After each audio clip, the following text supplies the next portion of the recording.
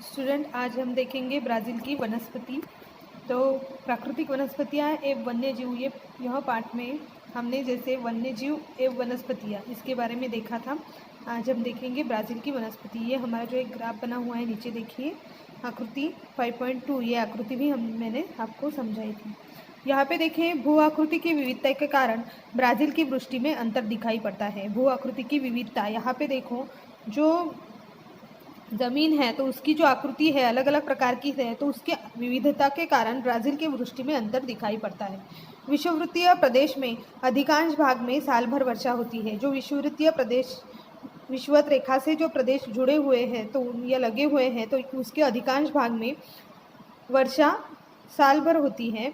विषुवत रेखा से जैसे जैसे दूर जाते हैं वैसे वैसे वृष्टि दिनों की कालावधि और वृष्टि की मात्रा भी कमी हो जाती है। जैसे विषुवत रेखा से जो प्रदेश लग के है ना, तो वहाँ पे ज़्यादा से ज़्यादा मतलब साल भर वर्षा होती है, बट साल भर वर्षा होगी। और जैसे विषुवत रेखा से जैसे जैसे दूर जाते हैं, जो प्रदेश दूर है, तो वहाँ पे वृष्टि दिनों की जो कालावधि है उसमें मतलब वृष्टि की मात्रा कम होती है। इसलिए इस प्रदेश में वनस्पतियों का जीवन काल भी कम होता है। जैसे वनस्पतियों का जीवन काल भी यहाँ पे कम होगा। जिस प्रदेश में वर्ष भर वर्षा होती है, मतलब साल भर यहाँ पे ज़्यादा से ज़्यादा पानी आता है, वर्षा होती है, वहाँ सदाहरित वन पाए जाते हैं। जिस प्रदेश में सीमित समय में वर्षा होती है, मतलब लिमिटेड पीरियड्स के लिए जो वर्षा होती है, बारिश होती है, वहाँ वनों का घनत्व कम होते हुए नजर आता है।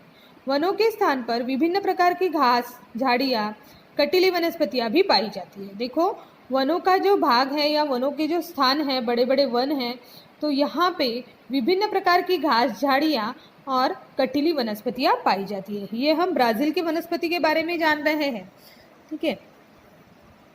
विश्व में सर्वाधिक वनस्पतियों की प्रजातियां ब्राजील में हैं। देखो, विश्व में सर्वाधिक वनस्पतियों की प्रजातियां कहाँ पे है? ब्राजील में है। फिल इन द ब्लैंक्स के लिए आता है।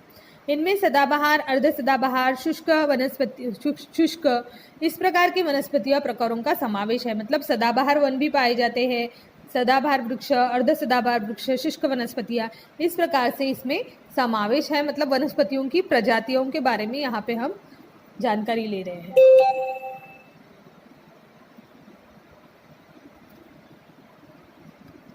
यहाँ पाव, ब्रासील, रबर, महोगनी, शीशम आदि वृक्ष और आर्किड वनस्पतियों की प्रजातियां भी पाई जाती है। देखो, रबर, महोगनी, शीशम, इस प्रकार के वृक्ष तो है ही है। पाव, ब्रासील और आर्किड वनस्पतियां, इस प्रकार के यहाँ पे प्रजातियां, मतलब वृक्षों की प्रजातियां देखने को मिलती है या पाई जाती है। ब्राजील में सदाबहार वर्षा वनों के कारण वातावरण में बड़े पैमाने पर ऑक्सीजन उपलब्ध होता है। हमें वैसे भी पेड़ों से ऑक्सीजन मिलता है।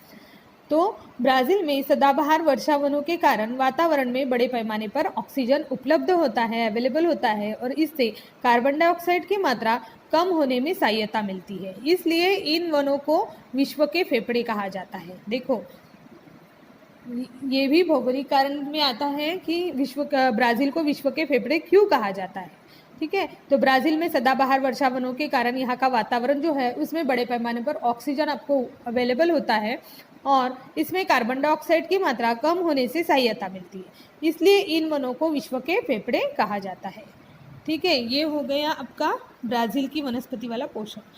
अभी देखेंगे भारत की वनस्पतियाँ। तो चलो पहले हम देखते हैं आकृति, ये मैप हमारा, ठीक है। तो यहाँ पे जैसे वन जो है उसके बारे में यह मैप है, मतलब प्रमुख वन प्रकार, भारत में प्रमुख वन प्रकार कौन कौन से है उसके बारे में ये आपको मैप दिया हुआ है।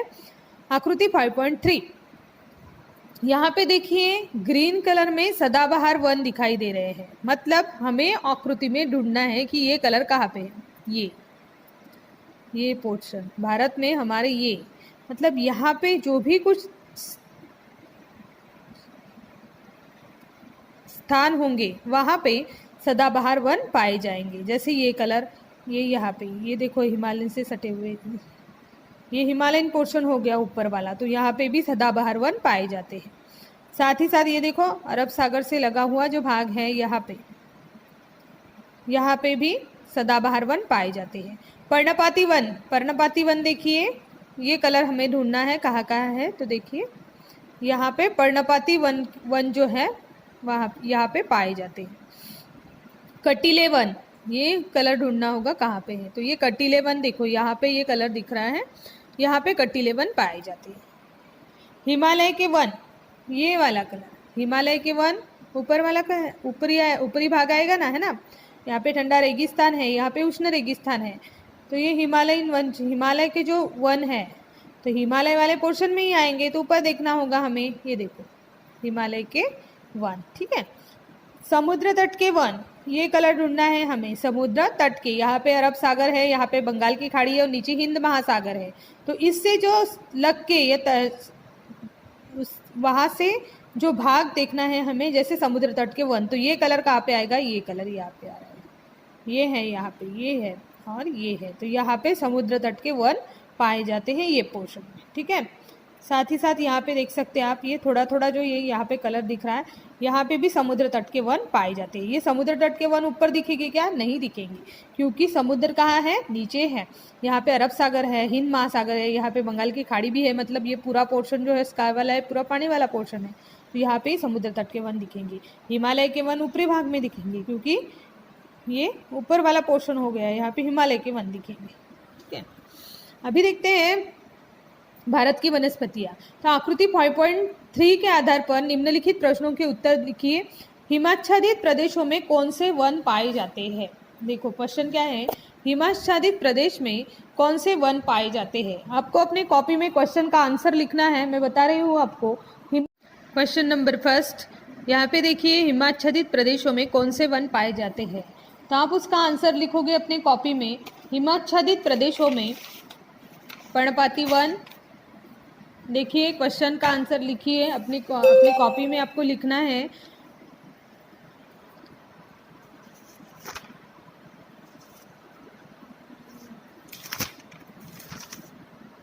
हिमाच्छादित प्रदेश में कुछ भागों में पर्णपाती वन, कुछ भागों में सदाबहार तथा कुछ भागों में कटीले झाड़ियों के वन पाए जाते हैं। सेकेंड क्वेश्चन देखिए, प्रमुख रूप से तटीय वनस्पतियां किस तटीय प्रदेश पर पाई जाती हैं, तो प्रमुख रूप से तटीय वनस्पतियां, उत्तर लिखिए, प्रमुख रूप से तटीय वनस्पतियां पूर्वी तटीय प्रदेश में पाई जाती है। अभी देखते हैं थर्ड क्वेश्चन, भारत का अधिकांश भूभाग किन वनों से व्याप्त है। क्या बोला है, भारत का अधिकांश भूभाग किन वनों से व्याप्त है, तो भारत का आंसर क्या है, भारत का अधिकांश भूभाग, ये भारत का जो अधिकांश भूभाग है ये पूरा कौन से वनों से व्याप्त है, पर्णपाती वनों से व्याप्त है या आच्छादित है। ऐसा क्यों, यहाँ पे भौगोलिक कारण देना है, तो इसका क्वेश्चन का आंसर क्यों ये हमें लिखना है यहाँ पे, तो उत्तर लिखिए उसका, अपने कॉपी में लिखना है। शुष्क ऋतु मतलब जो ग्रीष्म ऋतु रहता है उसमें बाष्पीभवन द्वारा होने वाली पानी की कमी को रोकने के लिए पर्णपाती वनों की वनस्पतियाँ जो है वो अपनी पत्तियाँ गिरा देती है। सेकेंड पॉइंट उसका, पत्तियों के गिर जाने से बाष्पीभवन की गति कम हो जाती है और वनस्पतियों का जीवन काल बढ़ जाता है। थर्ड पॉइंट लिखिए, 1000 मिलीमीटर से 2000 मिलीमीटर की वर्षा वाले प्रदेश में मुख्य रूप से पर्णपाती वन पाए जाते हैं।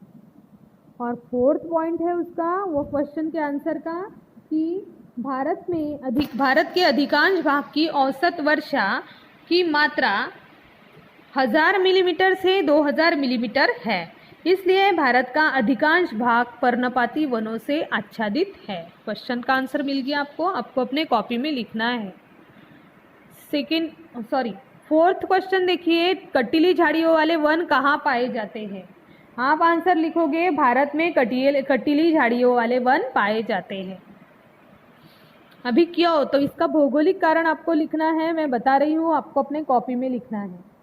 भारत में राजस्थान तथा प्रायद्वीपीय पठार के मध्यवर्ती भाग में कटीली झाड़ियों वाले वन पाए जाते हैं। सेकेंड पॉइंट रहेगा, भारत में राजस्थान राज्य तथा प्रायद्वीपीय पठार के मध्यवर्ती भाग में वृष्टि छाया का प्रदेश है। थर्ड पॉइंट लिखोगे, भारत के इन भागों में लंबे समय तक शुष्क ग्रीष्म ऋतु रहती है। तीसरा पॉइंट क्या लिखोगे, भारत के इन भागों में, कौन से भागों में? राजस्थान राज्य एंड प्रायद्वीपीय पठार, यह जो भाग है इसमें लंबे समय तक शुष्क ग्रीष्म ऋतु रहती है और यहाँ 500 मिलीमीटर से कम वर्षा होती है।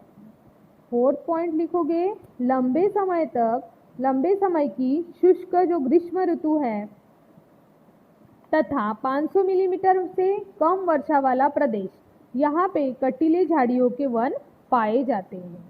इसलिए भारत में राजस्थान तथा प्रायद्वीपीय पठार के मध्यवर्ती भाग में कटीली झाड़ियों वाले वन पाए जाते हैं। क्वेश्चन का आंसर मिल गया है आपको वो विस्तार से लिखना है। अभी हम इसका भौगोलिक स्पष्टीकरण देखते हैं, पेज नंबर 33। ठीक है, तो भारत के वनों के निम्नलिखित प्रकार पाए जाते हैं। ठीक है, जो हमने अभी क्वेश्चन के आंसर लिखे तो भौगोलिक स्पष्टीकरण यहाँ पे देखेंगे।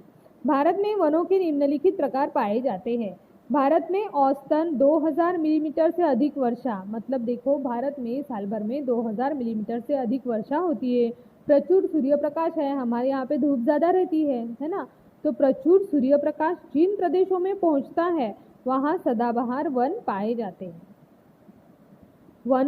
इन वनों के वृक्षों की पत्तियां चौड़ी एवं गहरी होती है। देखो जहाँ पे भारत के जो भाग में 2000 मिलीमीटर से ज़्यादा औसतन वर्षा होती है, अधिक वर्षा होती है, 2000 मिलीमीटर से भी अधिक वर्षा होती है, प्रचुर सूर्य प्रकाश जिन प्रदेशों तक पहुँचता है वहाँ सदाबहार वन पाए जाते हैं। इन वनों के वृक्षों की पत्तियां चौड़ी होती है एवं गहरी होती है। इन वृक्षों की लकड़ी मजबूत होती है, भारी एवं टिकाऊ होती है। उदाहरणार्थ महोगनी, शीशम, रबर इत्यादि। इन वनों में अनेक प्रकार की लताएं भी होती है। लताएं मतलब जो बेल होते हैं वो, है ना। तो इन वनों में सर्वाधिक जैव विविधता पाई जाती है। कौन से वनों में? जो सदाबहार वन पाए जाते हैं, जहाँ पे उनकी लकड़ियाँ बहुत मजबूत, भारी और टिकाऊ होती हैं, वहाँ पे इन वनों में अनेक प्रकार की लताएं भी पाई जाती हैं और इन वनों में सर्वाधिक जैव विविधता यहाँ पे हमें देखने को मिलती है।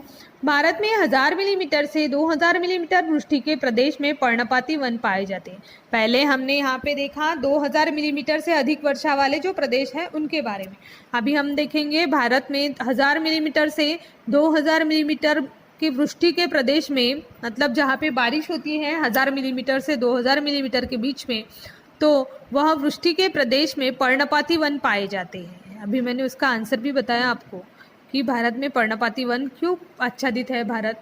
तो जब वर्षा नहीं होती तो बाष्पीकरण से पानी कम न हो, इसलिए वनस्पतियाँ अपनी पत्तियों को गिरा देते हैं। क्या होता है, जब वर्षा नहीं हो रही है, बारिश नहीं आ रही है, तो बाष्पीभवन से पानी कम न हो, इसलिए वनस्पतियां अपनी पत्तियां जो है वो गिरा देती है। उदाहरण सागवान, बांस, बरगद, पीपल इत्यादि जो वृक्ष है इन वनों में यहाँ पे पाए जाते हैं। कौन से वनों में? जो पर्णपाती वन है, जहाँ से 1000 मिलीमीटर से 2000 मिलीमीटर के बीच में वर्षा हो रही है, वो वाले वन के प्रदेश।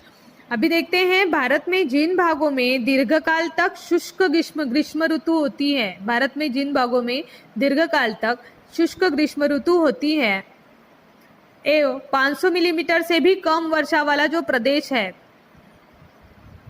ऐसे प्रदेशों में कटीले झाड़ियों के रूप में वन पाए जाते हैं। जैसे 500 मिलीमीटर से भी कम वर्षा हो रही है साल भर में और दीर्घकाल तक शुष्क ग्रीष्म ऋतु रहता है, तो ऐसे प्रदेशों में कटीली झाड़ियों के रूप में वन पाए जाते हैं। वनस्पतियों की पत्तियों का आकार छोटा होता है। खैर, बबूल, खेजड़ी, घृतकुमारी, रामबास और आदि नागफनी के प्रकार पाए जाते हैं। बबूल का पेड़ आपने देखा है, खेजड़ी, घृतकुमारी, रामबास औषधि वनस्पतियां जो रहते हैं, तो खैर आदि नागफनी के प्रकार यहाँ पे पाए जाते हैं। कहाँ पे? 500 मिलीमीटर से जो कम वर्षा जो प्रदेश में होती है वहाँ पे ये वन पाए जाते हैं, यहाँ वहाँ पे वो वृक्ष पाए जाते हैं। इन वनस्पतियों की लकड़ी तैलीय, हल्की एवं टिकाऊ होती है। कैसी लकड़ियाँ होंगी? तैलीय, हल्की और टिकाऊ।